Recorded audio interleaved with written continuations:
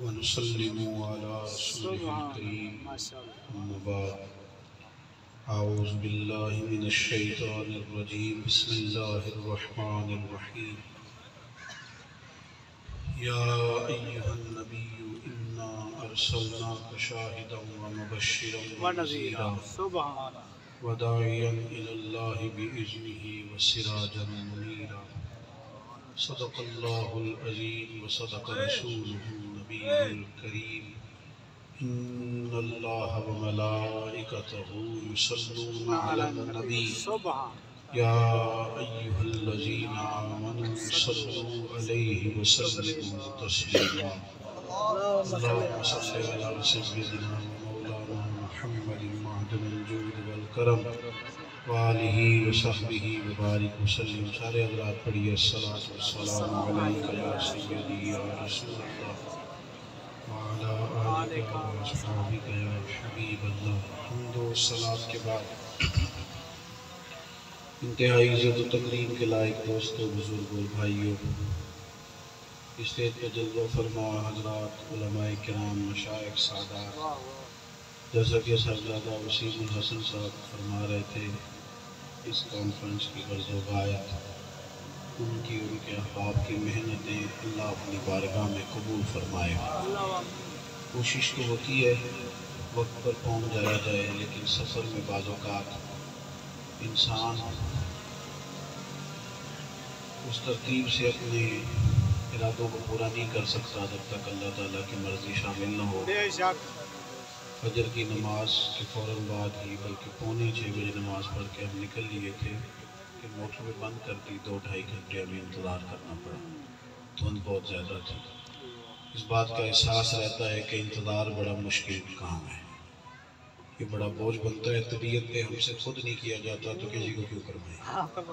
اللہ تعالیٰ آپ سب کو بہترین جزا عطا فرمائے. مجھے بڑی زیادہ اس بات کا احساس ہے کہ آپ منتظر تھے. صاحبزادہ صاحب بھی بار بار فون کر رہے تھے اور موسم کی کچھ حالت ایسی تھی جس کی وجہ سے راستے میں دیر ہوئی.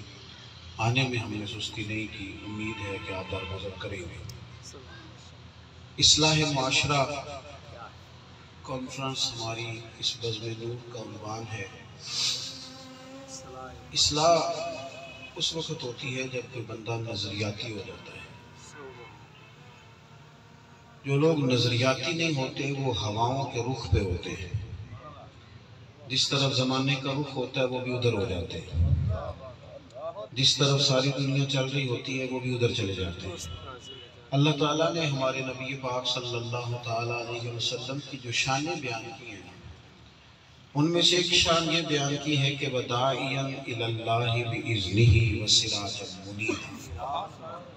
فرمایا ہم نے اپنے محبوب کو اللہ کی جانب دعوت دینے والا بنا کے بھیجا ہے اللہ کے حکم کے ساتھ. سراجا منیرا، اور محبوب آپ کو چمکتا آفتاب بنا کے بھیجا. حضور داعیے اللہ ہے.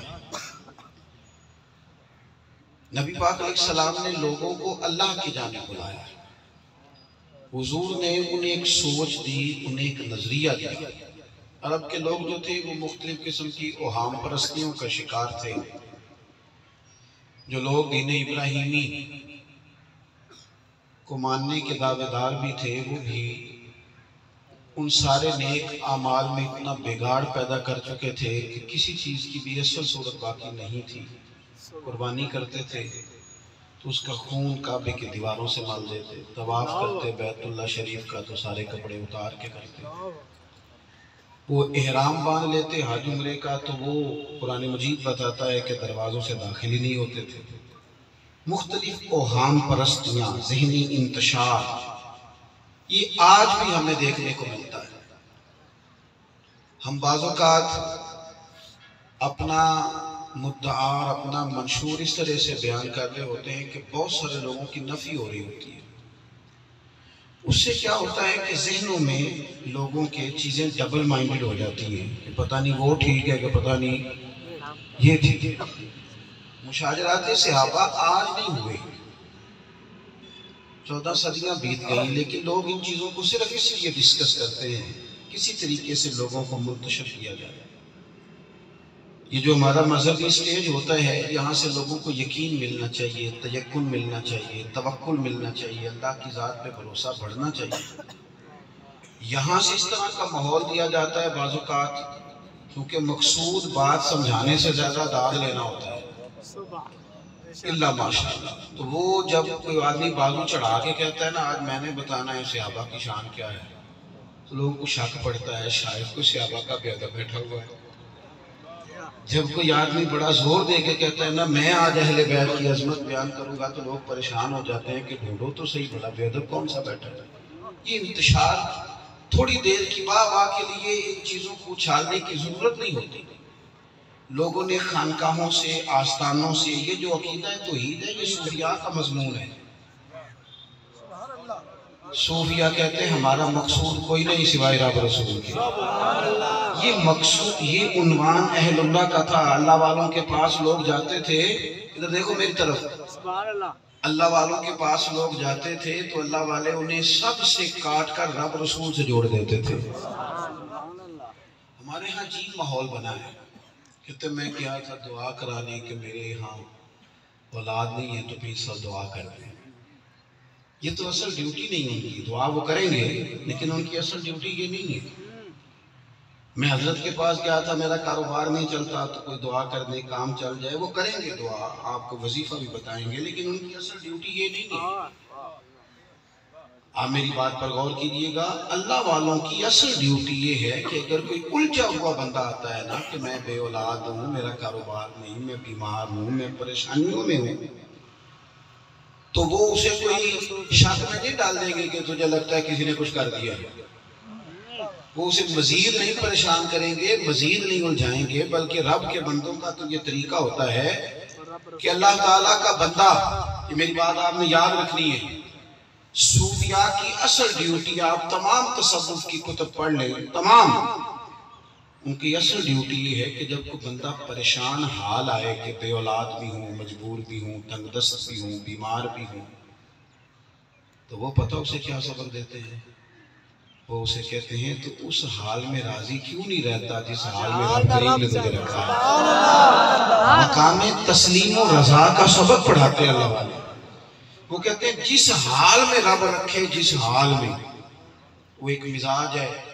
کچھ صوفیاء حضرت ابراہیم علیہ السلام کے طریقہ مبارکہ کے مطابق بھی تبلیغ کرتے ہیں۔ جب ان سے کہا گیا تھا کہ آپ آگ میں پھینکے جا رہے ہیں تو حضرت جبریل امین علیہ السلام نے عرض کیا تھا کہ آپ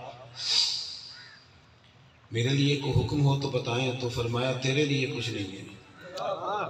یہ بات آپ نے سمجھنی ہے، تقریروں کو صرف کانوں کی لذت نہ سمجھا کریں، اس کے مطابق اپنی روحانی معاملات کو ترتیب دیں۔ حضرت خلیل علیہ، آپ دیکھیں نا دعا کا کتنا بڑا درجہ ہے۔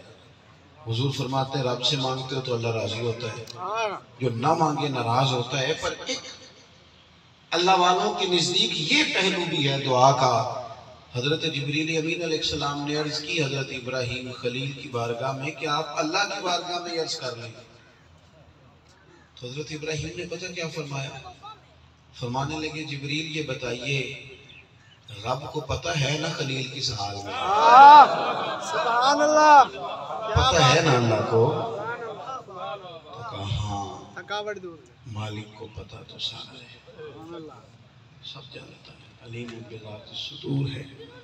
تو فرمانے لگے بس ٹھیک ہے، اگر کریم کی حکمت اس وقت یہی ہے نا مجھے آگ میں ڈالا جائے تو میں تیار ہوں آگ میں جانے کا۔ یہ جو مقام تسلیم و رضا ہے یہ نظریاتی لوگوں کا کام ہے۔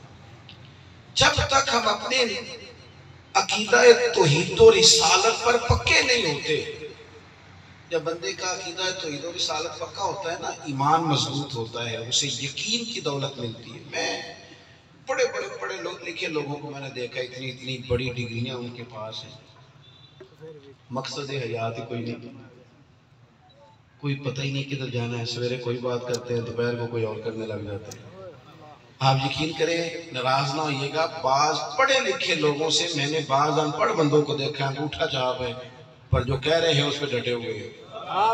شاید اسی لیے امام غزالی فرمایا کرتے تھے یا اللہ مجھے دیہات کی بوڑھی عورتوں جیسا ایمان عطا فرما جو کم از کم کہیں ڈٹ تو جاتی ہیں، سویرے کچھ کہنا، دوپہر کو کچھ کہنا، کر لوں کہ نہ کروں، چلوں کہ نہ چلوں، یہ ٹھیک ہے کہ نہیں؟ مرید ہو کے بھی مرید نہیں، شاگرد ہو کے بھی شاگرد نہیں، جماعت کا ممبر ہو کے بھی جماعت کا رکن نہیں، ساری باتیں کر کے بھی الجھا ہوا ہے، بکھرا ہوا ہے، بے یقینی۔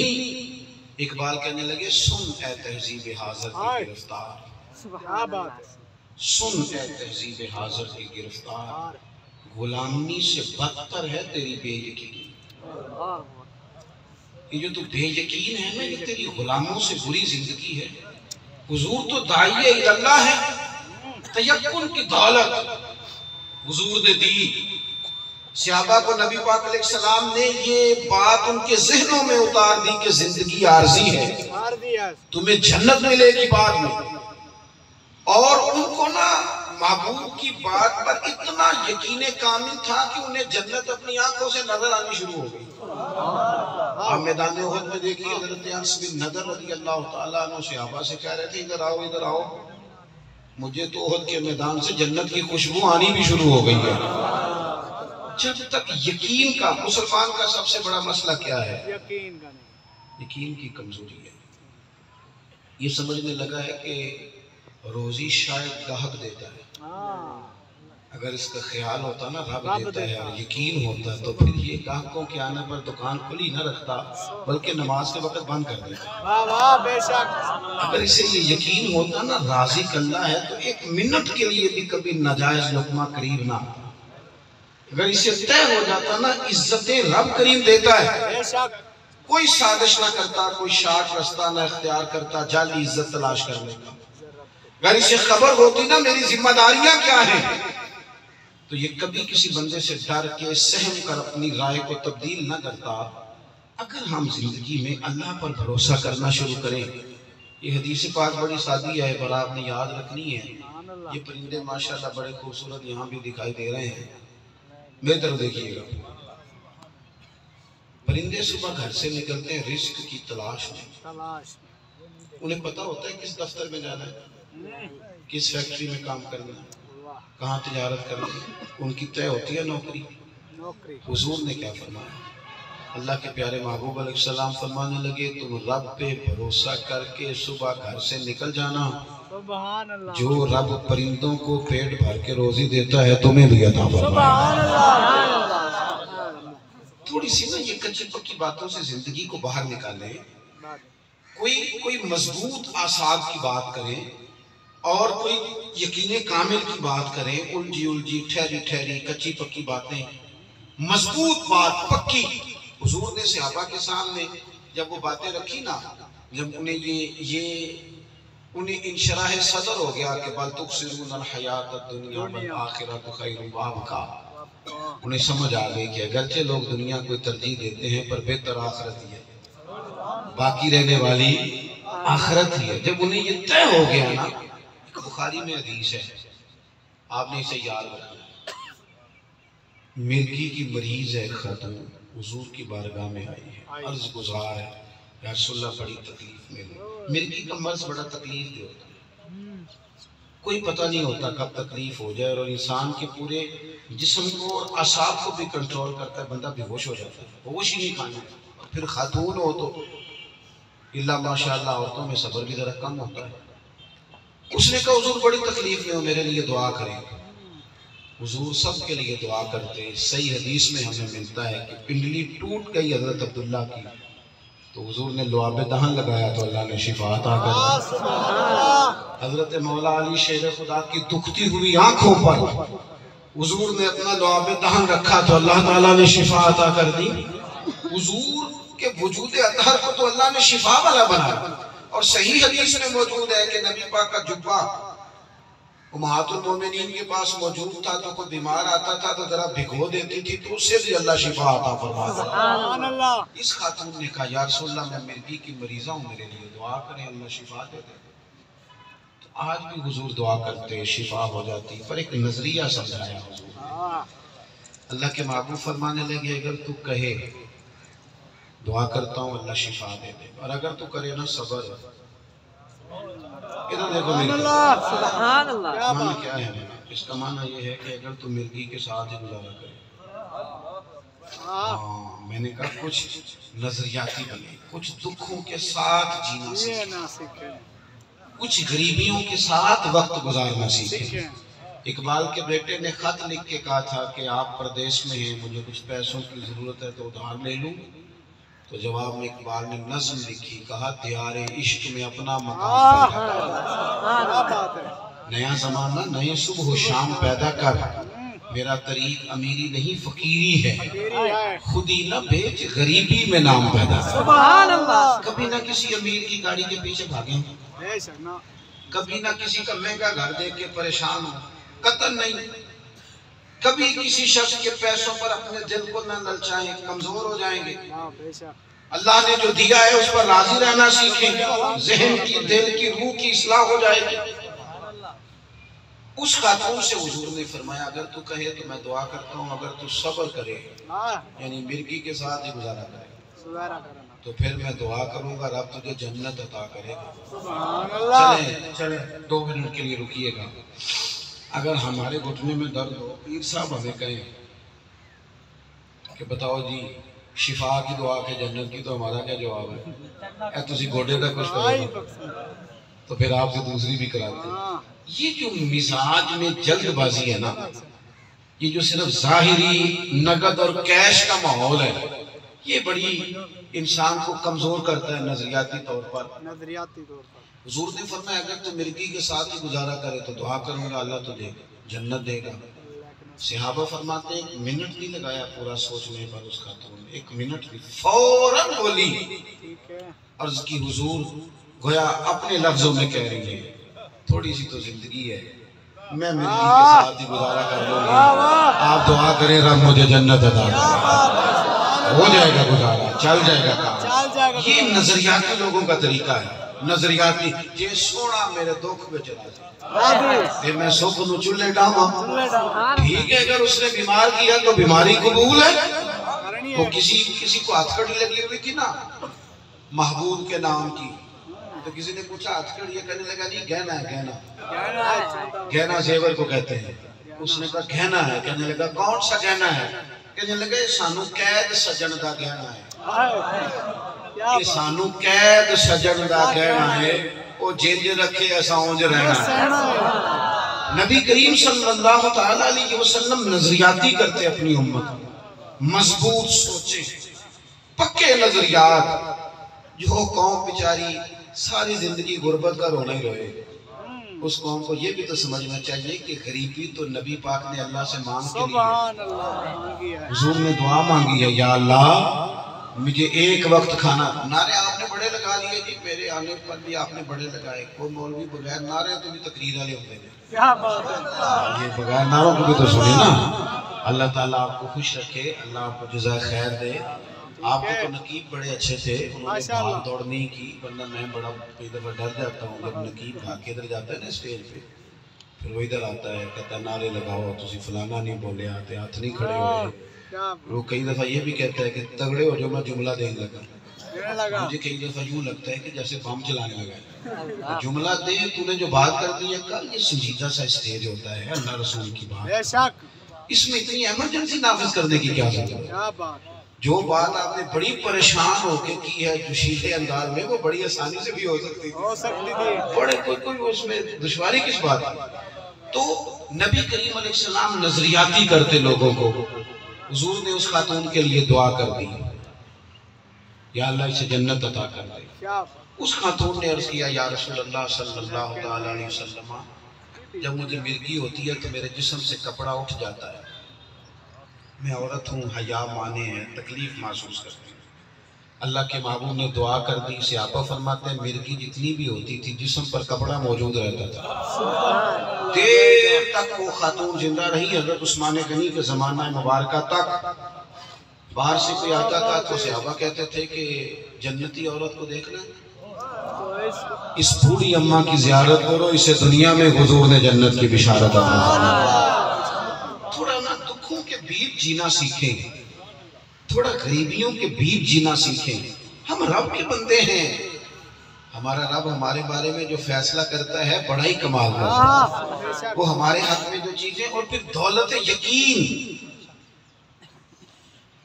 اگر یقین کامل ہونا تو زندگی میں نا مطلب آدمی کو پتا ہونا کہ 5 گھنٹے کے بعد 6 گھنٹے کے بعد 10 گھنٹے کے بعد مجھے ہوش آ جائے گی, چھوٹا سا آپریشن ہے تو خوشی خوشی آپریشن تھیٹر چلا جاتا ہے.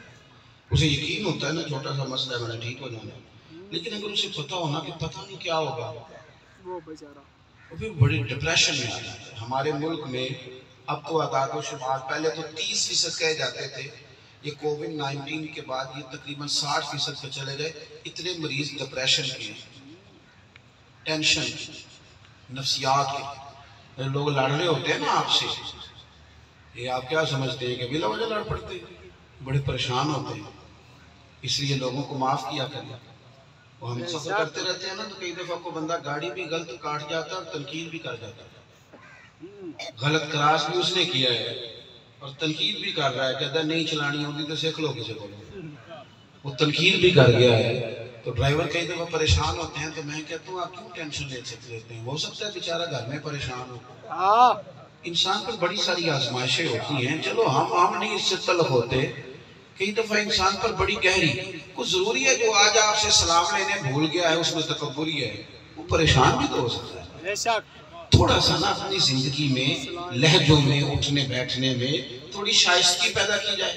جب ہم نظریاتی ہوتے ہیں وہ کب ہوتے ہیں جب ہمیں یقین کی دولت ملتی. آپ دیکھیں نبی کریم علیہ السلام سفر فرما رہے تھے, واپسی تھی ایک جنگ سے, ایک جگہ پہ آرام کرنے کے لیے سستانے کے لیے صحابہ کو حکم فرمایا. صحابہ ادباً ذرا دور دور ہو کے لیٹ گئے. محبوب کریم علیہ السلام نے بھی ایک درخت کی ٹہنی کے ساتھ اپنی تلوار کو لٹکایا اور حضور بھی آرام فرما ہو گئے. محبوب نے ابھی مقدس آنکھوں کو بند کیا ہی تھا اور حضور فرماتے میری آنکھیں سوتی ہیں, دل میرا جاگتا رہتا ہے. یہ بعض لوگ بڑے پریشان ہو جاتے ہیں, یہ صحیح حدیث میں موجود ہے. حضور نے فرمایا مت سمجھو کہ میں صرف تمہیں آگے کھڑے ہو کے نماز پڑھاتا ہوں, میں تمہارا رکوع بھی دیکھتا ہوں اور تمہارے دلوں میں خضوع کتنا ہے, عاجزی کتنی ہے, میں اسے بھی جانتا ہوں. یہ اللہ نے اپنے محبوب کریم علیہ السلام کو اعزازات عطا فرمایا. عزیز دوستو, محبوب نے نا اپنی تلوار کو لٹکایا, آرام فرما ہو گئے. ایک کافر آ گیا, اس نے حضور کی اس تلوار کو اتارا اور نبی پاک پر تلوار تان دی. میں تقریر کر رہا ہوں نا, آپ سن رہے ہیں, لیکن کبھی تجربہ کرو نا, رات کے 2 بجے ہوں اور چھت پہ صرف بلی ہو, بندہ نہ بھی ہو. اگر پتا جائے میری بلی ہے لیکن کوئی چیز بج رہی ہو چھت پہ, تو پھر کئی دفعہ نا لوگوں سے موبائل بھی نہیں اٹھایا جاتا, اللہ جانے کیا ہو گیا ہے. یعنی سڑک پہ چلتے چلتے اندھیرے میں صرف تو بندہ بندوق کے ساتھ اشارہ کر دے, گاڑی کھڑی کرنے کا, چاہے وہ نہ راستہ پوچھنے والا ہی ہوگا. لیکن کئی لوگ ایسے ہوتے ہیں جنہیں پتہ نہیں ہوتا کہ میں نے ریس پہ پیر رکھنے کے بریک پہ رکھنے.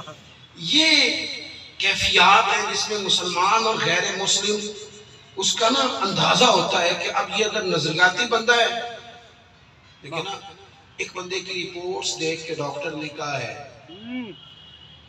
کہ آپ کی رپورٹس بتاتی ہیں کہ آپ کچھ دنوں کے مہمان ہیں, وہ مہینے 2 ہی نکالیں گے.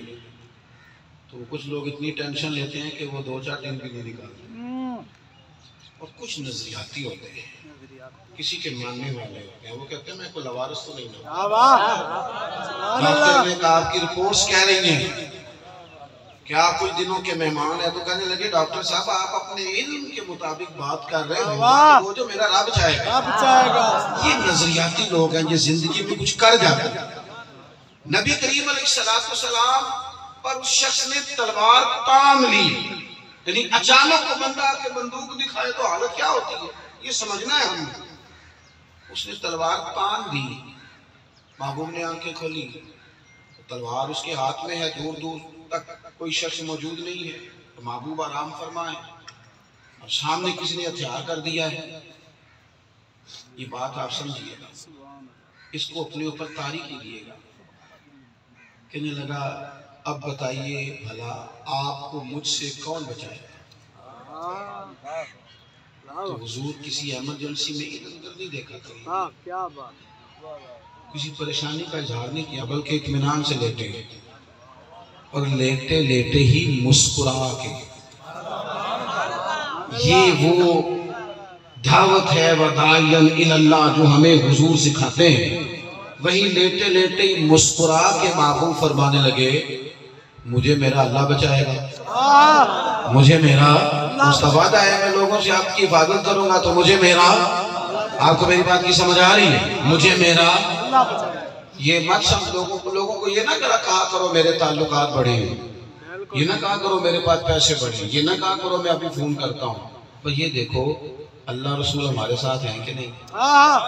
یہ غار ثور میں نا بالکل سامنے آ گئے کافر، ان کے پیر نظر آ رہے ہیں. حضرت صدیق اکبر کہنے لگے حضور وہ تو آ گئے، یعنی بالکل سرانے دشمن کھڑا ہو گیا. وہاں حضور نے کیا سوچ دی؟ اللہ کرے میں آپ کو بات سمجھا سکوں. یہ ہے وہ اصلاح جس کی ہمیں حاجت ہے. یا رسول اللہ وہ تو آ گئے، یہ پہنچ گئے ہمیں ڈھونڈتے ڈھونڈتے. تو محبوب نے کیا فرمایا؟ فرمایا لا تحزن، تو غم نہ کر. کیوں نہ غم کریں؟ اندر اسلحہ کوئی نہیں، بندے بھی دو ہیں اور باہر وہ سارے پہنچ گئے، دروازے پر ہیں. محبوب نے فرمایا لا تحزن، غم نہ کر. کیوں نہ کر؟ ان اللہ معنا، اللہ ہمارے ساتھ ہے. جن کے ساتھ رب ہو کسی تلوار نیزے سے گھبرایا. بس یہ دیکھیں کہ جو کام ہم زندگی میں کر رہے ہیں وہ ایسا ہے کہ اس میں مدد الہی آئے گی، تائید ایزوی ہمیں حاصل ہوگی. یہ دیکھ لیں بس. تو نبی پاک علیہ السلام نے فرمایا مجھے میرا اللہ. یہ جو لفظ اللہ ہے نا اس میں بڑی طاقت ہے. وہ حضرت ابو الحسن خرقانی رحمت اللہ علیہ درس دے رہے تھے تو ابو علی سینا سائنسدان بھی بیٹھا تھا. حضرت نے درس دیتے دیتے فرمایا کہ اللہ اللہ کرنے سے دل نرم ہو جاتا ہے. اللہ اللہ کرنے سے. اور حدیث پاک میں بھی محبوب نے فرمایا کہ اللہ کے ذکر سے دلوں کے زنگ اترتے ہیں. اللہ اللہ کرنے سے. تو وہ چونکہ عقل مند تھا نا، بہت سارے لوگوں کو اللہ نے عقل دی ہے استعمال کرنے کے لیے، لیکن وہ بیچارے ساری زندگی عقل کے ہاتھوں استعمال ہوتے رہتے ہیں، عقل انہیں استعمال کرتی رہتی. تو وہ اس نے جب حضرت شیخ مریدوں کو درس دے رہے تھے نا کہ اللہ اللہ کرنے سے، اس میں جلالت کہنے سے دل نرم ہوتا ہے، تو ابو علی سینا کہنے لگا دیکھو مولوی جو مرضی تبدیل کر دیتے ہیں، ذات خدا میں تو تاثیر ہے، بھلا نام خدا میں کیا تاثیر ہوئی؟ معاذ اللہ. ایک ہے اللہ تعالیٰ کی ذات والا صفات، اس میں تو تاثیر ہے، وہ تو جس کو چاہے جہاں چاہے نرم کرے. اور ایک ہی ہے کہ اللہ کا اسم یہاں لکھ دیا جائے، یہاں لفظ اللہ، اس کا یہ کہنا تھا. اس کے بھلا آپ کو سمجھ آ رہی ہے میری باتوں کی؟ سبحان اللہ. چلیں بولے نہیں، ہلکا ہلکا ایسے ایسے تو کریں. آ رہی ہے نا جی سمجھ؟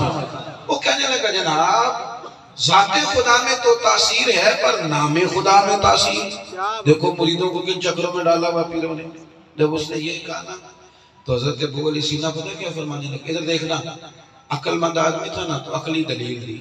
مجمع بڑا تھا، سمجھ لیں حضرت کے پاس سپیکر تھا. حضرت مائک میں کہنے لگے ابو علی سینا تو بھی گدھائی ہے، تو بھی گدھائی ہے. اتنے بڑے آدمی کو اتنے لوگوں میں گدھا کہہ دیا. اس کا تو رنگ بدل گیا، آنکھیں سرخ ہو گئی، ہاتھ کانپنے لگے. اور مجھے کہہ دیا. جب اس کی کیفیت بدل گئی 1-1.5 منٹ میں تو حضرت صاحب مسکرائے، فرمانے لگے ابو علی سینا گدھے کے نام میں اتنی تاثیر ہے، تیرا رنگ بدل گیا، بتا اللہ کے نام میں بڑا کتنی تاثیر ہے. میں نے کو گدھا کھڑا تو نہیں کیا تیرے ساتھ، اس کا نام ہی لیا ہے نا، تو تیرا حال بدل گیا ہے. تو پھر اللہ کا نام الف اللہ چمبے دی بوٹی دل وچ رکھنا، اے میرے من وچ مرشد لائی ہو، نفی اسباب دا پانی ملیا، ہر رگے ہر جائی ہو، اندر بوٹی مشک مچایا، تے جہاں پھلاں تے آئی ہو، تے جیوے مرشد کامل باغ ہو جس کے بوٹی لائی ہو. جب یقین کی دولت ملتی ہے، حضور نے اس سے کہا مجھے میرا اللہ کا. بس کریم محبوب کی زبان فیض ترجمان سے یہ لفظ نکلے تھے، وہ کافی کام ہونا. یہ کر کے دیکھو، یہ چھوڑ دو، میرے پاس پیسے کتنے ہیں، بڑی ساری پیسہ کام آتا ہی نہیں، بالکل نہیں آتا۔ پیسہ کام آتا ہوتا تو امیر لوگ بیماریوں سے مر جاتے نہیں، اور خدا کے بندے بڑی ساری جگہوں پہ نہیں کام آتا، اللہ کی مدد ہر جگہ کام آتی ہے۔ رب رسول کا رشتہ انسان کی پشت کو مضبوط کرتا ہے۔ حضور نے فرمایا مجھے میرا اللہ، بس وہ کانپا، ہاتھوں سے تلوار گری، حضور نے اٹھا لی، پھر مسکرائے اور کریم فرمانے لگے لے دیکھ لے، پھر مجھے میرے اللہ نے بچا لیا ہے، واہ اب تو بتا تجھے کون بچائے گا، کیا بات، بتا کون بچائے گا۔ پتہ کیا کہنے لگا؟ کہنے لگا میں نے سنا ہے آپ معاف کر دیا کرتے ہیں۔ آہا سبحان اللہ، کیا بات ہے، سنا ہے معاف کر یا رسول اللہ، حق چار یار، کہنے لگا میں نے سنا ہے آپ معاف کر دیے کرتے، بس اس نے یہ کہا ہی تھا، محبوب نے کوئی تبصرہ نہیں کیا۔ ہم بھی معاف کرتے ہیں لیکن پہلے سامنے والے کی ساری غلطیاں گنواتے ہیں، تو بڑی ڈینگیں مارتا تھا، تجھے پتہ ہے نا تو نے یہ کیا تھا، بڑا کچھ کر کے نا تو وہ کئی دفعہ معاف کرنے کا بھی مزہ بھی خراب ہو جاتا ہے۔ ہاں مزہ خراب ہو جاتا ہے۔ اس نے کہا سنا ہے آپ معاف کر دیتے ہیں۔ حضور فرمانے لگے تو نے سنا ہے؟ یا رسول اللہ سنا ہے۔ تو فرمایا جا پھر میں نے معاف کیا۔ سبحان اللہ، تو نظریاتی زندگی گزار۔ اچھا پھر یہ نظریاتی لوگ ہی صابر ہوتے ہیں، یہ نظریاتی لوگ ہی شاکر ہوتے ہیں، یہ نظریاتی لوگ ہی مجاہد ہوتے ہیں، یہ نظریاتی لوگ ہی ہوتے ہیں جو میدانوں میں کھڑے ہوتے ہیں۔ لیکن نا جس بندے کو پورا یقین ہی نہیں تو وہ میدان میں کیسے نکلے گا، وہ جنگ کیسے کرے گا، وہ شہادت کو کیسے اذان ہوگی، اذان سنو۔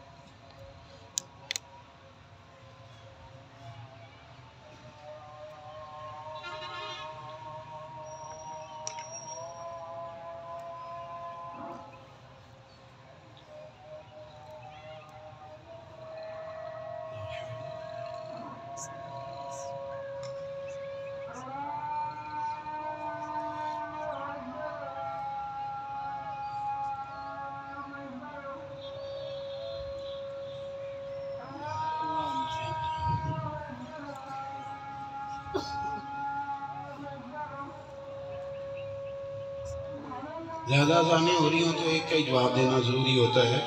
میں بس اپنی بات بھی بڑی جلدی سمیٹ لوں گا، آپ توجہ کریں گے۔ ایک تو جب آپ اس طرح کا نظریاتی مزاج بنائیں گے پھر پختہ ہو جائیں۔ ایک بات اور یہاں میں نے آپ کی خدمت میں عرض کرنی ہے، جیسے جیسے لوگوں نے بے یقینی پیدا کی نا، پھر اس بے یقینی کو آگے بڑھایا۔ سب سے زیادہ مسائل لوگوں نے کھڑے کیے نبی پاک علیہ السلام کی ذات والا صفات کے بارے میں۔ جو مرزا قادیانی کو لانچ کیا گیا تھا نا مارکیٹ میں، جانتا تھا انگریز کہ کچھ بھی نہیں بگاڑ سکتا وہ مسلمانوں کا، لیکن ایک بے یقینی کی کیفیت، جب آپ کسی سکہ بند چیز کا کوئی ایک تالا کھولنے کی کوشش کرتے ہیں تو آپ سوراخ کرنے کی بعض اوقات ناپاک جسارت کرتے ہیں۔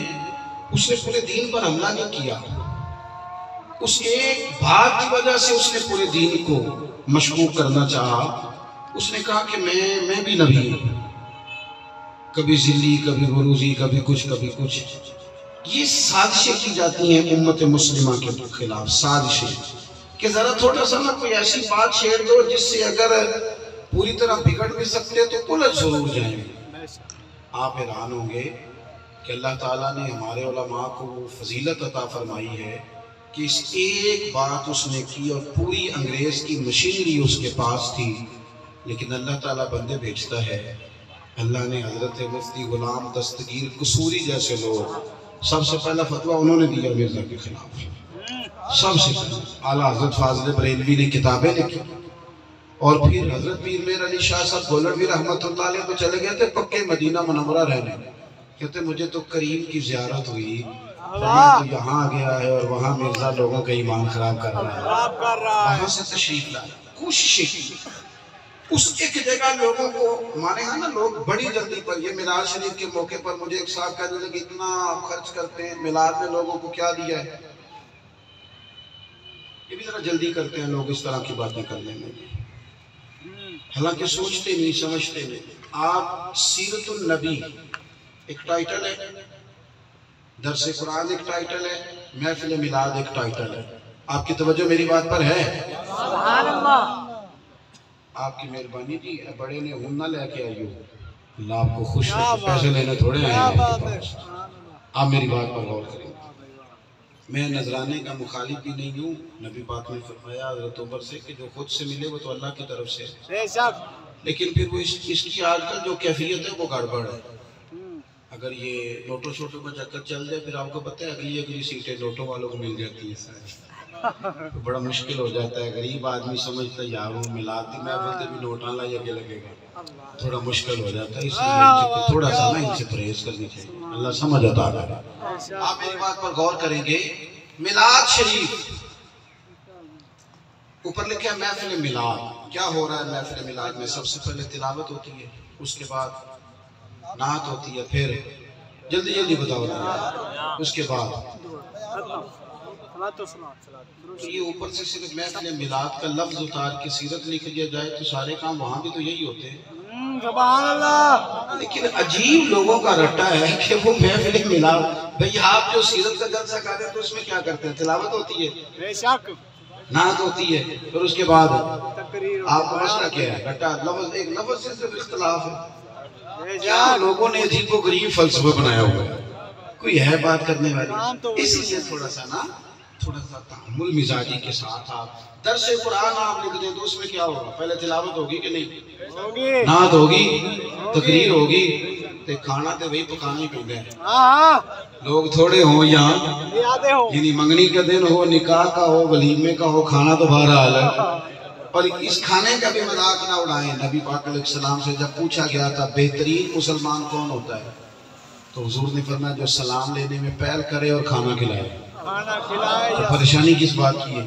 اس لیے لوگ صرف الجھاؤ پیدا کرتے ہیں تاکہ بے یقینی ہو جائے، کسی جگہ مسلمان کٹھے رہ سکے، صرف الجھاؤ پیدا کرتے ہیں۔ مجھے کہنے لگے جی محفل میلاد کا کوئی نتیجہ، میں نے کہا پڑھ ذرا بالا گلو لاب ہے، کمال ہے ان کا سفر، بڑے آگے کیا ہے؟ جمال ہے، حسنت جمیع صلو علیہ، ترجمہ کیا ہے اس کا؟ لوگوں کو تو آتا ہے لیکن ڈھیر ساری عوام کو نہیں آتا، پورا یاد ہے نا، مزہ آتا ہے نا، چلیں ایک اور پڑھے، مولا یا صلی، پڑھے ماشاءاللہ، کتنے سونے لگ رہے ہیں آپ پڑھتے، آتا ہے نا جی، ترجمہ تو نہیں نا سب کو آتا پر یہ کلام آتا ہے نا۔ میں نے اسے کہا یہ جو تیری زبان پر حضور کی نعت جاری ہو گئی ہے یہ محفل میلاد کی برکت ہے، یہ محفل میلاد کی برکات ہے کہ حضور کا تذکرہ زبانوں پہ جاری ہو گیا، چھوٹے چھوٹے بچے نعتیں پڑھ رہے ہیں، اس لیے بے یقینی نہ پیدا کریں، الجھاؤ نہ پیدا کریں، لڑائی نہ پیدا کریں، اچھی بات ہے، آپ لوگوں کو تیقن کی دولت دیں، حضور کے ساتھ لوگوں کو جوڑیں، غیر مشروط اطاعت صرف نبی پاک کی ہے، صرف حضور کی اطاعت غیر مشروط ہے، کوئی شرط نہیں، بس جو حضور کہہ دیں وہ ماننا ہے، باقی سب کی اطاعت مشروط ہے، پیر صاحب کی بیعت کرنی ہے تو وہی ان کی بات ماننی ہے جو شریعت کے دائرے کے اندر ہو، اس لیے ضروری ہے پیر بھی شریعت کے دائرے کے اندر ہو، شریعت فوقیت رکھتی ہے، یہ جو آج کل اللہ تعالیٰ معاف کرے بڑی بری حالت ہے نا ماننے کے معاملے میں، طریقت کے معاملے، اس میں بھی تھوڑا سا احتیاط کریں آپ، وہی آپ کے پیر صاحب ہے جو آپ کو جمعہ پڑھاتے ہیں، اللہ رسول کا دین بتاتے ہیں، وہ آپ کو قرآن شریف کی تلاوت، یہی ڈیوٹی پیر صاحب کی ہے، یہی انہوں نے کرنا ہے، پیر صاحبان آپ نے وہ رکھ لی ہے، اللہ خیر کرے، جو ربنا آتنا بھی سیدھی نہیں پڑھ سکتے، تو یہ کسی جگہ بھی کسی چیز کا کوئی کرائیٹیریا ہوتا ہے، اتنا تو نہیں اپنا سٹیٹس کمزور کرنا چاہیے کہ جو کہے میں پیر طریقت اسے مان لیا جائے، یہ تھوڑا سا باہر آئے چیزوں سے، شریعت اصل ہے، باقی سب اس کی شاخیں ہیں. بس بات ختم کرنے لگا ہوں، آپ توجہ کریں گے. جب آپ اپنی زندگی میں الجھاؤ سے بچیں گے، یقین کی دولت پیدا کریں گے، پھر پتہ کیا ہوگا؟ پھر جینے کا مزہ آئے گا. پھر نہ بندے کا کوئی ایک مقصد ہوگا، پھر وہ اپنے مقصد کے لیے نکلے گا. حضرت مولا علی شیر خدا کرم اللہ تعالیٰ وجہ الکریم کی عمر ابھی چھوٹی تھی جب انہوں نے کلمہ پڑھا. تو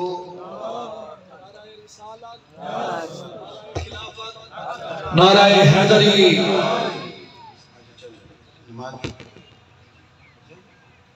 چلیں فرما رہے ہیں کہ نماز کی امامت ہوگی. میں نے دو ایک باتیں اور عرض کرنی ہیں آپ سے، لیکن آپ سے یہ بھی گزارش ہے کہ تقریریں مستحب ہیں اور نماز فرض ہے.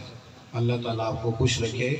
بعض ایسے لوگوں کو جانتا ہوں جو کہتے ہیں میں 30 سال سے میں اپنے نات کرا رہا ہوں، میں کہ نماز پڑھ میں کہ اندر دعا کرو گے میرے، میں کہ 30 سالہ تو میں بل بغیر دعا تو کرائی جانا ہے، اور نماز کی باری آئی تو یہ دعا یاد آ گئی. خدا کے بندو اصل ہے، فرض ہے، اس پر توجہ کریں. میری بات کو آپ سمجھیں گے. جب آپ نظریاتی پختگی والے ہو جاتے ہیں نا، پھر زندگی با مقصد ہو جاتی ہے. جو بے مقصد زندگی گزارتے ہیں نا، ان کی بھی اصلاح نہیں ہو سکتی. جو مقاصد ہم قائم کرتے ہیں نا، وہ چھوٹے مقاصد ہیں. مثلا کسی بندے کا خیال ہے کہ میں نے پیسہ کمانا ہے، یہ مقصد بنا لیا اس نے، کروڑوں روپے اس کو اللہ نے عطا کر دی. اب کیا کرے؟ پیسے تو مل گئے، اب چھٹی. اور پھر لوگ کیا کرتے ہیں؟ چور دروازے تلاش کرتے ہیں مشہور ہونے کے، سیاسی جماعتوں میں شامل ہوتے ہیں. وہ سیاستدان جو بیچارہ پچھلے 5 سال کسی اور پارٹی میں تھا، اس سال کسی اور میں، اگلے 5 سال اللہ جانے کہاں ہوگا، اس کے بورڈ لگواتے ہیں. کوئی طریقہ ڈھونڈتے ہیں، کیونکہ مقصد بڑا چھوٹا تھا. کچھ لوگوں کا مقصود ہوتا ہے شہرت حاصل کرنا. آپ یقین کریں، میں نے بڑے پریشان لوگ دیکھے ہیں زندگی میں، ان کی تعریف کر دو تو تھوڑا سکون ہو جاتا ہے. 2-4 بندے کہہ دیں تو اچھا آدمی ہے تو نیند اچھی آ جاتی ہے، ورنہ بیچارے پریشان. میں نے دیکھا ہے کہ کارڈ چھپوائے پھرتے ہیں، کئی ان پہ عہدے لکھوائے ہیں. اللہ جانے نوجوانوں نے اپنے فون پر اپنی فوٹو کا وال پیپر لگا لیا، بیچارے سارا دن اپنے آپ کو دیکھتے رہتے ہیں. اس طرح تو انسان کمزور پڑ جائے گا. آپ اگر اتنے زیادہ خدا مجھے ایسی خدائی نہ دے کہ اپنے سوا کچھ دکھائی نہ، کوئی مقصد ہو نا زندگی میں، اور اسے اچیو کرنے کا شوق ہو، مقاصد پیدا کرے. مقاصد. اچھا ایک اور بات، یہ ضروری نہیں ہے کہ جو آپ نے جس مقصد کے لیے آپ چلے تھے وہ آپ کو ملے بھی، یہ بھی ضروری نہیں ہے. اللہ کے جتنے نبی علیہ السلام دنیا میں آئے سارے کامیاب ہو گئے، تمام انبیاء کامیاب ہیں، لیکن کسی نبی کا کلمہ 4 لوگوں نے پڑھا، کسی نے 2، کسی کا 6 نے پڑھا ہے. اور خدمت کا، دعوت کا، تبلیغ کا ٹائم کتنا ہے؟ کسی کا 950 سال ہے، کسی کا 400 سال ہے. کوئی نہیں سمجھ آئی آپ کو. وہ کامیاب گئے، کامیاب اس لیے کہ انہوں نے جو مقصد بنایا تھا نا کہ ہم نے تبلیغ کرنی ہے، یہ مقصد نہیں تھا کہ تبلیغ کا اثر بھی ہو، لوگ سارے فٹافٹ مان بھی جائیں. انہوں نے طے کیا تھا کرنی ہے، رب نے ڈیوٹی لگائی تھی تو انہوں نے اپنی ڈیوٹی پوری کی، اور پوری ڈیوٹی کر کے وہ اللہ کی بارگاہ میں حاضر ہوئے. ہم پتہ کیا کرتے ہیں؟ پہلے تو کوئی مقصد نہیں ہے، اگر مقصد ہے تو پھر ہمیں سویرے نتیجہ بھی چاہیے. یہ کام نہیں کریں، محنت کریں، رزلٹ اپنے رب پہ چھوڑیں، کرتے جائیں. وہ مولا رومی کہتے ہیں کہ ایک شہر میں ایک بیماری بار بار پھیل جاتی تھی، اور اس بیماری کا علاج جو تھا وہ بہت اوپر پہاڑ تھے، 3-4 اکٹھے پہاڑ، اور بالکل پلین تھے، ڈھلان تھی، رستہ کوئی، اس کے اوپر جڑی بوٹی تھی. تو اطباء نے، حکیموں نے کہا کہ وہ جڑی بوٹی اگر ملے گی تو پھر بیماری ٹھیک ہوگی. اب وہاں کو جا ہی نہیں سکتا تھا، جو جاتا پھسل جاتا، لوگ بیمار ہوتے تھے. ایک شخص نے ٹھان لی کہ میرا مقصد ہے کہ میں نے اپنے شہر کے لوگوں کی بیماری کے لیے اس جڑی بوٹی کو نیچے لانا ہے. اس نے کیا کیا کہ اس نے ہتھوڑا لے کے رستہ بنانا شروع کر دیا، اوزار لے کے پہاڑ کاٹنا شروع کر دیا. لوگ اسے کہتا تو پاگل ہے، یہ تجھ سے کاٹا جائے گا. اتنے 4 پہاڑ ہیں، اتنا لمبا کام ہے، تیرے والا نہیں۔ وہ کہنے لگا یار چلو تم میرا حوصلہ تو نہ توڑو۔ اب وہ کاٹ رہا ہے کہ مستقل لوگوں کا آنا جانا پہاڑی کے اوپر ہو جائے تاکہ بیماری سے جان چھوٹے۔ اللہ، جوانوں ذرا میری بات پر غور کرنا، پڑھے لکھے بچے، اچھے گھروں کے، کوئی مقصد ہی نہیں، ہوٹلوں پہ کھانے جا رہے ہیں، سیریں کرنے جا رہے ہیں، ٹریولنگ کر رہے ہیں، کچھ بھی نہیں۔ بلاخر یہ ہوتا ہے کہ ہر چوتھے دن کہتے ہیں یار بور ہو رہا ہوں، پتہ نہیں دل کیوں نہیں لگا۔ آپ کو کوئی مقصد زندگی نہیں ہے تو دل کیسے لگے؟ صلاحیتیں کسی کام ہی نہیں آ رہی تو زندگی تو الجھی رہے گی۔ اگر کوئی مقصد حیات ہو، میں صبح نکلتا ہوں سفر پر، رات کبھی کسی شہر میں، دن کسی شہر میں، صبح کسی شہر میں، عدم سے لائی ہے ہستی میں آرزو رسول، دیکھو کہاں کہاں لیے پھرتی ہے جستجو رسول۔ کبھی بڑا ہی لطف آتا ہے، میں کہتا ہوں دیکھو لوگ آ رہے ہیں جا رہے ہیں، کوئی سیاست کے لیے ہے، کوئی دولت کے لیے ہے، یہ کریم کا کرم نہیں؟ یعنی لوگ کس نام سے پکارتے ہیں، کہتے ہیں اسے بلاؤ یہ رب رسول کی بات کرے گا۔ تو دیکھو نا، کبھی اپنا کام بندے کو سکون دینے لگ جاتا ہے۔ میرا ایک دوست ہے کالج کا، مجھے کہنے لگا آؤ تھوڑے دن سیر کرنے چلے، میں تو ایک کام کر کے تھک گیا ہوں۔ میں کہ تو تھکے ہیں نا، میں تو نہیں نہ تھکیا، میرا تو کام مزیدار ہی بڑا ہے، یہ تو لطف ہی بڑا دیتا ہے۔ تو ہمیں تو روز، ہم تو سمجھ لو کہ اللہ تعالیٰ روز نئی راحت عطا کرتا ہے، لہٰذا کوئی خوبصورت مقاصد اور آپ اپنے کام کا مزہ لینے لگ جائیں تو ویسے بھی ذرا تھکاوٹ نہیں ہوتی۔ چلے جسم کبھی تھک بھی جائے نا تو روح تازہ رہتی ہے، ذہن تر و تازہ رہتا ہے۔ وہ شخص کہنے لگا میں لے کے آتا ہوں، تمہیں کس نے کہا نہیں ملتا؟ یہ بہت بڑا ذریعہ ہے اپنی اصلاح کا کہ کوئی ایک مقصد طے کر لیا جائے زندگی میں۔ اس نے نا پہاڑ توڑ کے سیڑھیاں بنانی شروع کی، سالوں لگ گئے، اور ان سالوں میں جو آیا حوصلہ توڑ نہیں آیا۔ اس نے کہا چھوڑ دے، کہاں تم سے رستہ بنے گا۔ اس نے 2 پہاڑ توڑے تھے، 4 تھے، 2 توڑے تھے، موت کا وقت آ گیا۔ اب جہاں تک توڑ دیے تھے وہاں تک رستہ بن گیا تھا، لوگ آ بھی رہے تھے جا بھی رہے تھے۔ جب اس کی موت کا وقت آیا تو لوگ اسے کہنے لگے کیا ملا تجھے، کامیاب تو ہوا نہیں؟ کہنے لگا تمہاری غلط فہمی ہے، میں جیت کے جا رہا ہوں۔ ہاں میں جیت کے جا رہا ہوں۔ کہا کس طرح؟ کہنے لگا دیکھو میں نے آدھا رستہ آسان کر دیا ہے، اب جو میرے بعد رستہ بنائے گا نا اسے صفر سے نہیں شروع کرنا پڑے گا، وہ یہاں سے شروع کرے گا، اور آدھا رستہ میں نے بنا دیا ہے۔ چلو آدھا ہی، ہمارے ملک کا مسئلہ کیا ہے، کوئی حکومت آدھا رستہ بھی نہیں بناتی، چلو آدھا ہی بنا دینا، جو آگے آئے وہ وہاں سے شروع کر لے، جو آتا ہوگا تو میں نے صفر سے شروع کرنا ہے۔ لہذا وہ چلے، میں اپنی مثال دیتا ہوں۔ ایک خاتون بچے مدرسے میں لے کے آئی، بوڑھی اماں، تو کہنے لگی حضرت صاحب بچہ ان کو داخل کرانا ہے، پہلے بھی 3 مدرسے سے پایا چلے یا نہیں؟ میں نے کہا ٹھیک ہے، اسی طریقے سے اس کو میں نے بچے سے کہا رکھ لیں۔ وہ جانے جاتے دفعہ پھر اس نے میرا دروازہ کھٹکھٹا دیا، کہنے لگی ایک گل اور کرنی ہے۔ میں کہا جی کرو، کہندی انہوں نا پھر دوبارہ پہلے سپارے تو نہ لایا گیا۔ میں کہا جی کیوں؟ کہنے لگی مدرسے جیڑا کاری ہوندا وہ پھر نویں سرے تو پہلے سپارے تے لا دیتا ہے، تو ہم تو تھک گئے ہیں، چلو کوئی تھوڑا سا نا۔ ہمارے ہاں پتہ کیا ہوتا ہے، میری طرح جو بندہ دینی کام کرتا ہے وہ بھی کہتا ہے میں اکیلا ہی کر رہا ہے، دوجا کوئی نہیں کر رہا۔ وہ بس کر یار، تو اپنی حیثیت دیکھ، یہ عالمگیر کام ہے، یہ تو اکیلا چاہے بھی تو کر نہیں سکتا، اس لیے دوسرے کی حیثیت کو قبول کریں، ماننا سیکھیں۔ اس محفل میں نا، ساری محفل میں چلیں گے، ساؤنڈ والا تو نہیں نا سٹیج پہ بیٹھ سکتا، میں اس کو پھول ڈالتا ہے، بلکہ ایک ساؤنڈ والے نے میں کیا تو نماز کیوں نہیں پڑھتا، کہندے سارے تے مولوی لڑ کے ٹر جاندے نے ساڈے نال، کوئی ایسا ہوگا، ہم تو ڈرتے رہتے۔ لیکن اگر یہ ساؤنڈ نہ چلے، بظاہر اس کی کوئی اہمیت نہیں، اللہ معاف کرے دنیا کی نظر میں، لیکن نہ چلے تو یہ ساری محفل چلتی ہے۔ لیکن ہمارے ہاں قدر نہیں ہے نا کسی بندے کی، ہر بندے کی قدر کرے، جس کو رب نے جہاں رکھا ہے اس کی بڑی ضرورت تھی مالک نے رکھا ہے۔ ہم نہ بے قدری کرتے ہیں، کسی کی بے قدری نہ کریں۔ اس محفل کا مہمان خصوصی کون ہے؟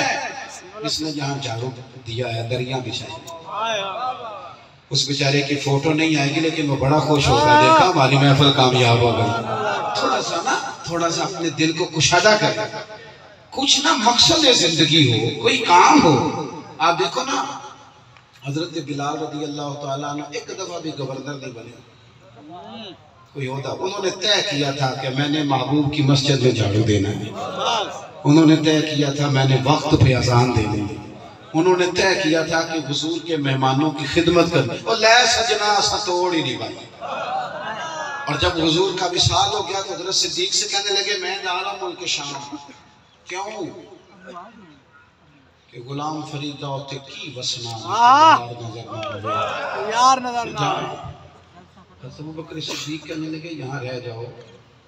تو پتہ حضرت بلال نے اپنا مقصد زندگی بیان کیا، کہنے لگے ابوبکر آپ نے مجھے اپنے لیے خریدا تھا کہ حضور کے لیے؟